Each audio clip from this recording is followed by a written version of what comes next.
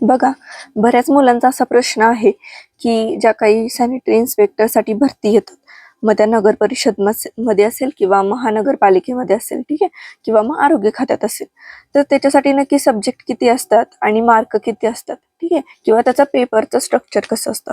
So आज आपण ते डिस्कस करणार आहोत. व्हिडिओ शेवटपर्यंत नक्की बघा. सो बघा, पेपर हे 2 असतात मेन म्हणजे. सो पहिला जो असतो तो असतो टेक्निकल, ठीक आहे, आणि दुसरा पेपर जो असतो तो त्याच्यात नॉन टेक्निकलचे विषय असतात.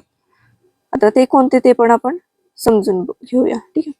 बघा, टेक्निकल मध्ये आता कोणते सब्जेक्ट येतात, तर टेक्निकल मध्ये basically human anatomy and physiology, परत personal health and hygiene, first aid, असे असे जे काही आपण हे सॅनिटरी इन्स्पेक्टरच्या कोर्समध्ये शिकलेलो आहोत, ते सगळे सब्जेक्ट कुठे येतात, तर टेक्निकल मध्ये येतात, ठीक आहे. आता नॉन टेक्निकल मध्ये काय येतं, आता एक गोष्ट लक्षात घ्या, टेक्निकल मध्ये जे काही प्रश्न येतात ते किती प्रश्न असतात, तर टोटल 40 प्रश्न असतात आणि एका प्रश्नाला 2 मार्क असतात. असे किती मार्क झाले, मग जवळजवळ 80 मार्क आपल्याला टेक्निकलचे भेटतात. लक्षात आलं. पुन्हा नॉन टेक्निकल मध्ये बघा कोणते सब्जेक्ट आहेत, तर मराठी आहे.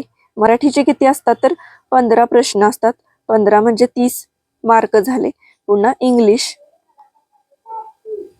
बघा, इंग्लिशचे सुद्धा 15 असतात. 15 म्हणजे तिथे पण 30 मार्क झाले. परत सामान्य ज्ञान, ठीक आहे, म्हणजे जीके, त्याचे 15 प्रश्न असतात. त्याचे सुद्धा किती झाले, तर 30 मार्क झाले. आणि लास्टला कोणता असतो, तो बुद्धिमत्ता, ठीक आहे, रिझनिंग. आता ह्याचे सुद्धा 15 सेम असतात आणि 30 मार्क असतात. आता बघा, ह्याचे टोटल प्रश्न किती झाले, तर 60 प्रश्न झाले आणि मार्क किती, तर 120. आता याचे नॉन टेक्निकलचे आपल्याकडे 120 मार्क आहेत आणि टेक्निकलचे 80 मार्क, असे टोटल मिळून 200 मार्कांचा पेपर असतो. आणि प्रश्न किती असतात, तर टोटल मिळून 100 प्रश्न असतात.